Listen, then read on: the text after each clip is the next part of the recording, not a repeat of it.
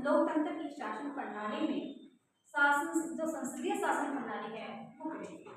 हमने कल वाली क्लास में पढ़ा था कि जो लोकतंत्र की शासन प्रणाली है वो दो प्रकार की होती है, एक अध्यक्षात्मक शासन प्रणाली और दूसरी होती है संसदीय शासन प्रणाली, जिसमें हमने अध्यक्षात्मक शासन प्रणाली यूएसए में देखी थी, जबकि संसदीय शासन प्रणाली हमने भारत और ब्रिटेन के अंदर देखी थी।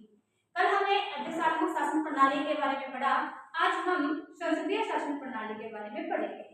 संसदीय शासन प्रणाली को ही वेस्टमिंस्टर मॉडल कहा जाता है, और ये क्यों कहा जाता है, क्योंकि ब्रिटेन की शासन प्रणाली से हमारी शासन जो संसदीय शासन प्रणाली है ये प्रभावित है, और जो लंदन के अंदर वेस्टमिंस्टर के अंदर जो ब्रिटेन की संसद है वो वहां पर है, इसी कारण से इसे वेस्टमिंस्टर मॉडल भी कहा जाता है। बात करें जो भारत के अंदर जो संसदीय शासन प्रणाली है ये इसके अंदर होती है दोहरी कार्यपालिका। दोहरी कार्यपालिका का मतलब क्या होता है, शासन का अध्यक्ष या फिर हम कह सकते हैं जो राज्य का अध्यक्ष और शासन का अध्यक्ष अलग अलग होते हैं। मतलब क्या हुआ, एक जगह हमें नाममात्र की कार्यपालिका मिलेगी और दूसरी वास्तविक कार्यपालिका मिलेगी। नाममात्र की जो कार्यपालिका है इसका जो अध्यक्ष होता है उसे राष्ट्र का अध्यक्ष, प्रमुख या फिर राष्ट्रीय अध्यक्ष कहते हैं। ध्यान रखना, जो नाममात्र की कार्यपालिका है इसके प्रमुख को हम राष्ट्र का प्रमुख या फिर राष्ट्रीय अध्यक्ष कहते हैं, जो कि क्या होते हैं राष्ट्रपति हमारे भारत में है। तो जो राष्ट्रपति होता है ये संवैधानिक प्रमुख होता है, यानी कि संविधान का प्रत्येक कार्य राष्ट्रपति के नाम से किया जाता है। उसके बाद आता है वास्तविक कार्यपालिका। जो वास्तविक कार्यपालिका होती है इसमें शासन का प्रमुख होता है। इसका अध्यक्ष क्या होता है, शासन का प्रमुख होता है, जो कि भारत के अंदर प्रधानमंत्री है। ध्यान रखना, जो राष्ट्र का प्रमुख होता है ये सिर्फ नाममात्र का ही अध्यक्ष हम बोलते हैं, राष्ट्रपति को नाममात्र का होता है, इसके अंदर शक्तियां नहीं होती।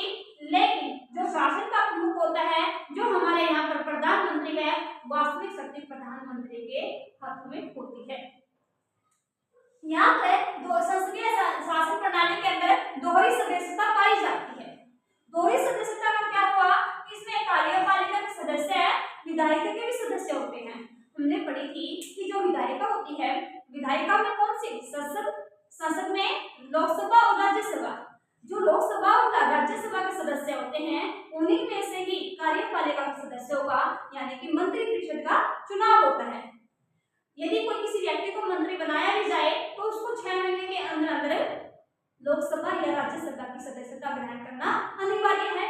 इसलिए यहाँ पर क्या हुआ, कार्यपालिका के सदस्य विधायिका के सदस्य होते हैं, इसलिए यहाँ पर दोहरी सदस्यता है, क्योंकि जो सदस्य कार्यपालिका का है वही विधायिका का सदस्य होगा। इसके साथ ही कार्यपालिका विधायिका के प्रति उत्तरदायी होती है। हमने देखा कि कार्यपालिका क्या होती है, जो भी मंत्रिपरिषद होती है वो संसद के प्रति उत्तरदायी होती है। जैसे मेनली हमारे यहाँ पर हम कह सकते हैं जो भारत के अंदर मंत्रिपरिषद है वो निम्न सदन के प्रति उत्तरदायी होती है, और भारत के अंदर निम्न सदन कौन सा है, लोकसभा है। तो यहाँ पे ध्यान रखना, कार्यपालिका विधायिका के प्रति उत्तरदायी होती है और मंत्रिपरिषद लोकसभा के प्रति सामूहिक रूप से उत्तरदायी होते हैं। लोकसभा क्या है, निम्न सदन है। ध्यान रखना, कई बार सीधा पूछेगा निम्न सदन के प्रति उत्तरदायी है, और ये कैसे होता है, एकल नहीं होता, सामूहिक रूप से होता है। यदि प्रधानमंत्री इस्तीफा दे देता है अपने पद से तो पूरी मंत्रिपरिषद का इस्तीफा माना जाएगा। और ध्यान रखना, ये किसके प्रति उत्तरदायी होगा, लोकसभा के, सामूहिक होगा। कार्यपालिका अपनी लोकतांत्रिक वैधता विधायिका से ही प्राप्त करती है, क्योंकि कार्यपालिका विधायिका से ही चुनकर आती है। आगे इसमें बहुमत दल का शासन होते हैं, यानी कि जो संसदीय शासन प्रणाली है इसमें जब इलेक्शन होते हैं और जिस भी पक्ष को बहुमत मिलता है वही आगे शासन व्यवस्था संभालता है, वही मंत्री, वही से मंत्रिपरिषद बनती है। तो यहाँ पर बहुमत दल का जिसका बहुमत होगा वही शासन करेगा, और बहुमत न रहने पर भंग की जाती है। यदि कई बार लोकसभा हमारे विघटन हो जाता है, लोकसभा का विघटन कब होता है, जब उसके विधायक चले जाते हैं। अब मान लीजिए हमारे माननीय प्रधानमंत्री हैं और यहाँ से इसकी पार्टी के कुछ विधायक यदि छोड़कर चले जाते हैं तो लोकसभा विघटन हो जाएगी, विघटित हो जाएगी, और क्या हो जाएगी, लोकसभा भंग, उसको हम बोल सकते हैं। ऐसे ही आप है राजनीति की एकता, जब बहुमत दल का शासन होता है तो एक राजनीतिक पार्टी का ही शासन होता है और उसमें एक राजनीतिक एकजुटता पाई जाती है। निचला सदन विघटित हो जाता है, जब बहुमत नहीं होता तो निचला सदन यानी कि लोकसभा विघटन होता है, जबकि राज्यसभा हमारा क्या है, स्थायी सदन है। गोपनीयता के सिद्धांत का पालन किया जाता है। जब भी कोई मंत्री बनता है और वो गोपनीयता की शपथ लेता है कि वो जो भी कार्य होंगे गोपनीयता का पालन करते हुए करेगा। लेकिन कुछ इसके क्या है, गुण है। गुण और दोष किसी भी प्रणाली के होते हैं, जैसे हमने आदेशात्मक शासन प्रणाली के पढ़े थे, ऐसे ही इसके अंदर भी कुछ गुण है। गुण क्या है, कार्यपालिका एवं विधायिका का में टकराव नहीं होता। टकराव कैसे होगा, क्योंकि विधायिका से ही कार्यपालिका आई है, जबकि आदेशात्मक शासन प्रणाली में हमने पढ़ा था कि दोनों में टकराव होता है, क्योंकि कार्यपालिका राष्ट्रपति के द्वारा चुनी जाती है, जबकि जो विधायिका होती है वो जनता के द्वारा चुनी हुई होती है। लेकिन हमारे यहाँ पर कार्यपालिका विधायिका से ही आती है, इसलिए इसमें टकराव नहीं होता। सेकंड, उत्तरदायी सरकार बनती है, क्योंकि सरकार है, हमने पढ़ा उत्तरदायी सरकार में ही मंत्रिपरिषद होगा, और ये मंत्रिपरिषद है किसके प्रति उत्तरदायी होगा, लोकसभा के। तो इसलिए सरकार कैसी होगी, उत्तरदायी सरकार होगी। निरंकुशता की संभावना कम हो सकती है, लेकिन निरंकुशता की संभावना कम होगी, क्योंकि यहाँ पर व्यापक प्रतिनिधित्व के द्वारा ही लोगों के चुना हुआ व्यक्ति यहाँ पर आता है। वैकल्पिक सरकार की व्यवस्था होती है, यदि सरकार का विघटन हो जाता है, सरकार गिर जाती है या लोकसभा बंद हो जाती है, तो दूसरी कोई पार्टी जिसका बहुमत हो वो यहाँ पर सरकार बना सकती है, वैकल्पिक है। व्यापक प्रतिनिधित्व होता है, यानी कि जो संसदीय शासन प्रणाली है, यहाँ पर बहुत बड़े शासन क्षेत्र होता है हमारा, बहुत सारा बड़ा क्षेत्र है, वहां से अलग अलग क्षेत्रों से अलग अलग वर्गों से प्रतिनिधि चुन के आते हैं, इसलिए यहाँ पर क्या है, व्यापक प्रतिनिधित्व है। लेकिन इसके अंदर कुछ दोष भी हैं। क्या दोष है, कार्यकाल निश्चित नहीं। कार्यकाल जैसे आदेशात्मक शासन प्रणाली में हमने पढ़ा था कि जैसे राष्ट्रपति प्रधान है, यूएसए का राष्ट्रपति है, वो 4 साल के लिए चुनकर आ गया तो 4 साल कार्य करेगा। लेकिन हमारे यहाँ पर कार्यकाल निश्चित नहीं है। क्यों, क्योंकि हो सकता है आज सरकार सत्ता में आई हो और कल को ये विघटन हो जाए, विधायक चले जाए, सरकार बंद हो सकती है। इसलिए क्या है, ये सरकार क्या होती है, अस्थायी होती है, निश्चित कार्य नहीं है। चले तो 5 साल चले और क्या पता नेक्स्ट डे ही बंद हो जाए, गिर जाए सरकार। नीतियों में निरंतरता नहीं, यानी कि जब सरकार ही स्थायी नहीं है तो नीतियों में निरंतरता नहीं रहती, जैसे स्थायी में रहती है। कैबिनेट यानी कि मंत्रिमंडल जो होता है, ये अत्यधिक शक्तिशाली हो सकता है। जब अत्यधिक शक्तिशाली होगा तो हो सकता है कि वो निरंकुश हो जाए। कैसे, जैसे हमारी जो मंत्रिपरिषद होती है, ये क्या हमारी मंत्रिपरिषद है, जो कि कहां से आई है, विधायिका से आई है। लेकिन इसके अंदर क्या होते हैं, 10 से 15 लोग ऐसे होते हैं जो मेन पावर होते हैं, और उनको हमारे यहाँ पर कैबिनेट बोला जाता है। उन्हें बोला जाता है कैबिनेट, या फिर इसे बोला जाता है मंत्रिमंडल। प्रधानमंत्री का मंत्रिमंडल या कैबिनेट मंत्री, और सारे के सारे देश की, सारे के सारे आयोगों की, संस्थाओं की, विभागों की पावर कैबिनेट मंत्रियों के पास होती है। और हो सकता है कि इतनी सारी ये सबसे शक्तिशाली हुए, और जब शक्तिशाली होते हैं तो हो सकता है इनमें निरंकुशता आ जाए। उसके बाद एक व्यक्ति द्वारा शासन की संभावना हो सकता है, जैसे कि हमने आदेशात्मक शासन प्रणाली में पढ़ा था कि जो राष्ट्रपति है वो कार्यपालिका का चुनाव स्वयं करता है अलग अलग क्षेत्रों से। तो राष्ट्रपति किसी व्यक्ति को, उसी व्यक्ति को उस पद के लिए चुनेगा जो उसके योग्य होगा। जैसे मान लीजिए स्वास्थ्य मंत्री चुनना है, तो राष्ट्रपति ऐसे व्यक्ति का चुनाव करेगा जिसको स्वास्थ्य के बारे में जानकारी हो। लेकिन यदि लोकसभा या हम कह सकते विधायिका के अंदर कोई ऐसा व्यक्ति ही नहीं जो लोकसभा यानी कि स्वास्थ्य से संबंधित जानकारी रखता हो, तभी स्वास्थ्य मंत्री बनाना पड़ेगा।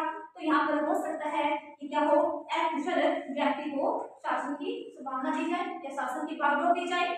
नेक्स्ट, शक्ति के प्रतिकरण मॉडल के विरुद्ध है ये। मतलब क्या हुआ, क्योंकि जो हमारे शासन व्यवस्था कार्यपालिका, विधायिका और न्यायपालिका, न्यायपालिका तो प्रतिकरण के जो मॉडल है उसका पालन करती है, लेकिन कार्यपालिका और विधायिका प्रतिकरण मॉडल का पालन नहीं करती, क्योंकि कार्यपालिका विधायिका से ही आती है, अलग अलग नहीं है।